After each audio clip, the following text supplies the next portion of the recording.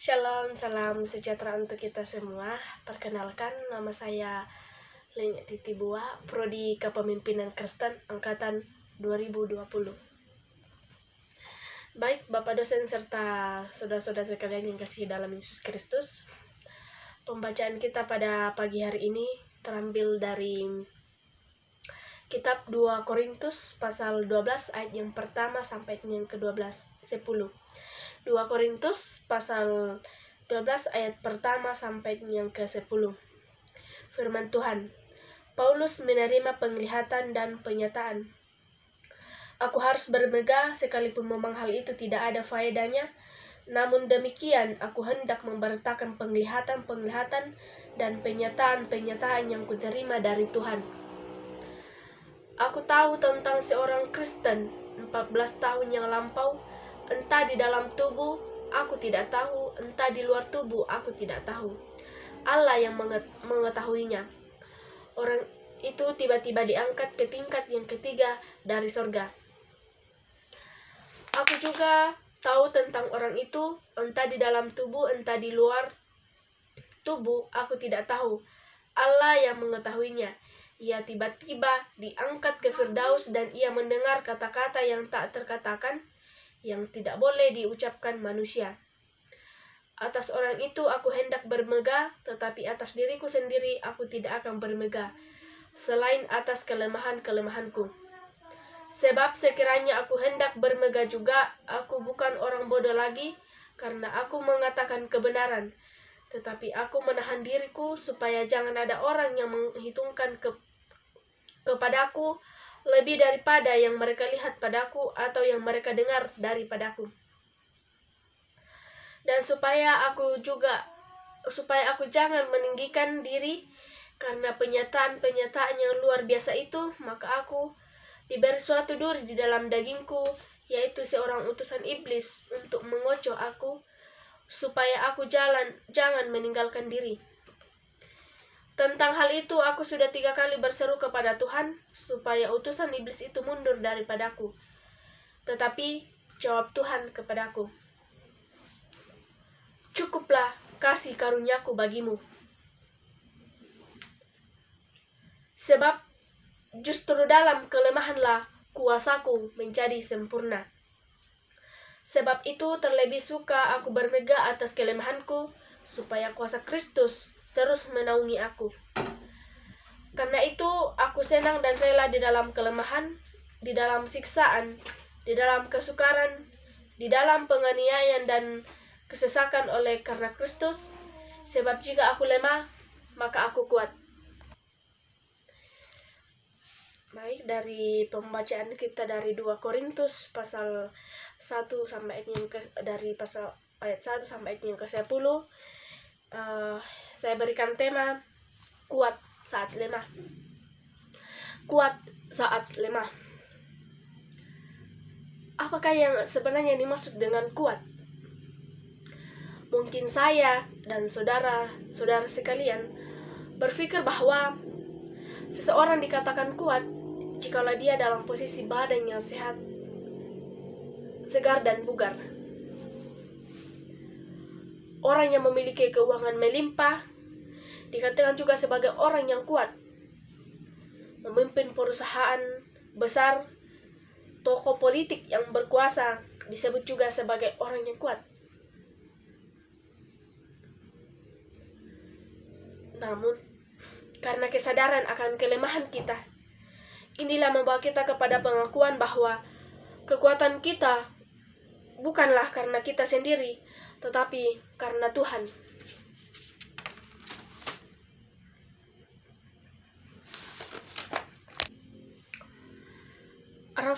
Rasul Paulus mengatakan bahwa jika aku lemah, maka aku kuat. Namun pada waktu itu Paulus mengalami suatu penyakit yang sangat mengganggu kenyamanan dia untuk bergerak dalam melayani Tuhan Yesus. Dia diungkapkan dengan istilah duri di dalam dagingku. Bahkan ada penafsir yang mengatakan bahwa dia menderita sakit mata parah, matanya bengkak, bernanah, dan menjijikkan. Tetapi saudara-saudaraku, mengapa kita perlu menyadari bahwa di saat kita lemah, justru kita itu merasa kuat? Yang pertama, agar kita tetap rendah hati,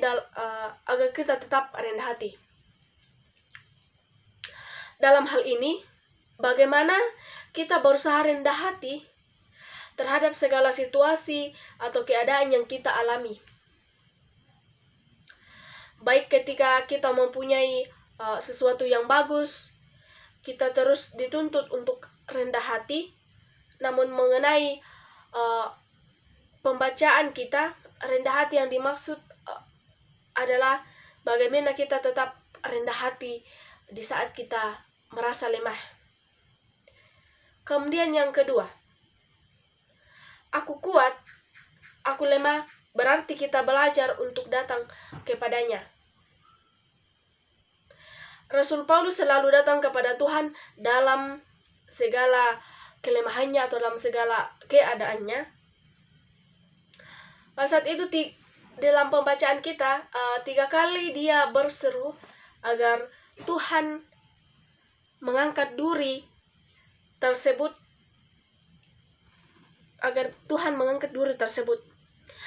Dia datang kepada Tuhan yang mampu untuk mengangkat kelemahannya. Dia berdoa sampai dia mengerti bahwa itulah kehendak agar tetap berada dalam lindungan Tuhan.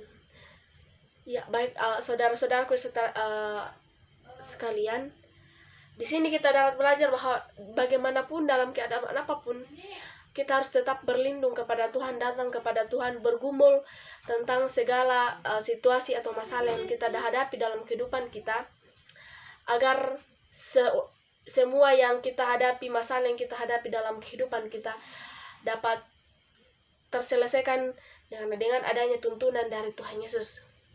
Kemudian yang ketiga mengenai pembacaan kita pada pagi hari ini, aku kuat, aku lemah, berarti kita belajar untuk menikmati anugerahnya. Berarti kita belajar menikmati anugerahnya. Paulus sangat menderita dengan penyakit yang dia alami. Dan dia sungguh berdoa agar penyakit itu diangkat oleh Tuhan. Begitu berat pergumulannya sampai Paulus mengatakan penderitaan itu adalah utusan iblis yang mengecewakan dirinya.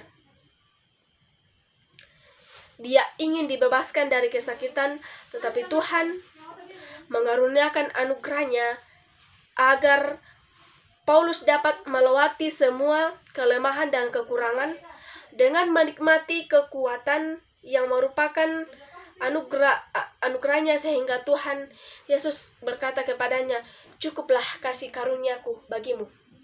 Nah, ini adalah suatu motivasi bagi kita, saudara-saudara sekalian. Bagaimana dengan diri kita sendiri?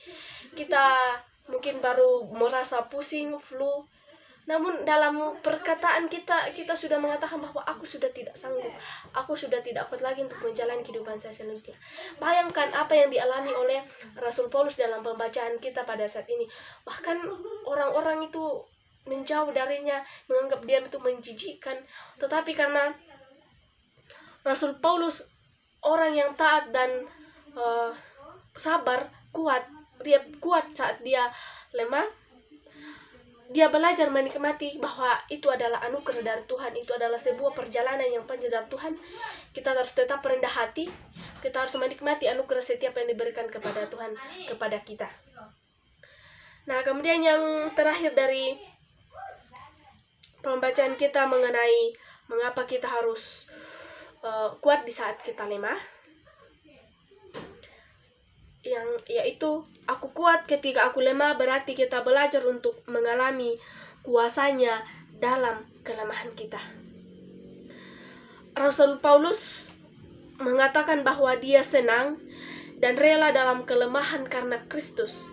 Semakin kita menyadari kelemahan kita, pada waktu itulah kita mengalami kekuatan dari Tuhan. Apakah saudara dan saya di saat kita sakit atau kita mengalami suatu pergumulan dalam hidup kita, apakah kita merasa bahwa itu adalah kuasa Tuhan dalam kelemahan kita? Apa kita pernah merasa bahwa ketika kita bisa menghadapi atau melewati masalah tersebut, apa kita berpikir bahwa itu betul-betul kuasa dari Tuhan? Namun kadang saudara, kita berpikir bahwa saya bisa melaksanakan ini, itu semua karena kekuatan kita atau dengan ketaatan kita. Namun pemahaman kita itu salah. Segala sesuatu yang kita lalui, segala sesuatu masalah yang terjadi dalam kehidupan kita, semua itu adalah tuntunan dan kuasa Tuhan dalam kehidupan kita untuk menuntun kita menjadi lebih baik. Bagaimana kita menjadi orang yang kuat di saat kita lemah, di saat kita dilanda masalah, di saat kita sakit, maupun di saat kita sehat. Kita harus tetap merasakan kuasa atau mengalami kuasa dalam diri kita, kuasa Yesus Kristus. Bapak dosen serta saudara-saudari yang kasih dalam Yesus Kristus, Tuhan tak pernah meninggalkan anak-anaknya sekalipun dalam pergumulan. Kasih karunia Tuhan itu limpah di saat senang maupun duka.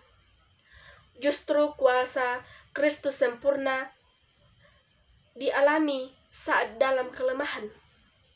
Itu sebabnya kita perlu belajar bersyukur untuk semua yang Tuhan izinkan terjadi dalam kehidupan kita.